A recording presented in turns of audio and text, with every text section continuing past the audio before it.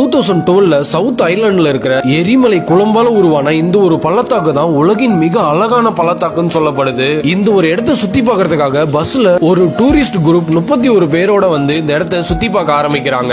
எல்லாரும் இந்த எரிமலை பள்ளத்தாக்கு சுத்தி பார்த்துட்டு இருந்த அந்த டைம்ல கிரேஸ் என்ற இந்த பொண்ணு மட்டும் ரொம்பவே சீக்கிரமா அந்த பள்ளத்தாக்க சுத்தி பார்த்துட்டு ரெஸ்ட் ரூமுக்கு வந்துட்டு மேக்கப் போட்டுக்கிட்டு தான் போட்டிருந்த ட்ரெஸ் சேஞ்ச் பண்ணிக்கிட்டு பழைய ட்ரெஸ் ஹேண்ட் பேக்குள்ள வச்சுட்டு பஸ்ல போய் உட்காந்துறாங்க. அதுக்கப்புறம் பஸ்ல வந்து எல்லாரும் உட்கார்ந்த அப்புறம் டிரைவர் பஸ் கிளம்புறதுக்கு முன்னாடி எத்தனை பேர் இருக்காங்கன்னு சொல்லி கவுண்ட் பண்ணி பாக்குறாரு. 30 பேர் வந்திருக்காங்க, ஒருத்தர் மட்டும் வரலன்னு சொல்லி பாக்குறாரு. பஸ்ல இருந்தவங்க எல்லாம் விசாரிச்சு பார்த்ததுல ஒரு ஏசியன் பொண்ணு தான் வரலன்னு சொல்லி சொல்றாங்க. ரேஸ் கிட்ட கேட்கும் போது நான் சரியா பாக்கலன்னு சொல்லி சொல்லிடுறாங்க.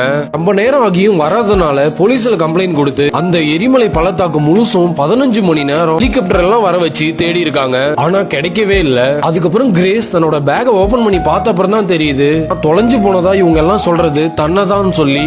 ஏன்னா இவங்க ட்ரெஸ் சேஞ்ச் பண்ணதுனால யாருக்குமே அடையாளம் தெரியல. அதோட பஸ் டிரைவருமே இவங்க வரும்போதே 30 பேர் தான் இருந்திருக்காங்க. இவர் தப்பா 31 சொல்லி கவுண்ட் பண்ணி இருந்திருக்காரு.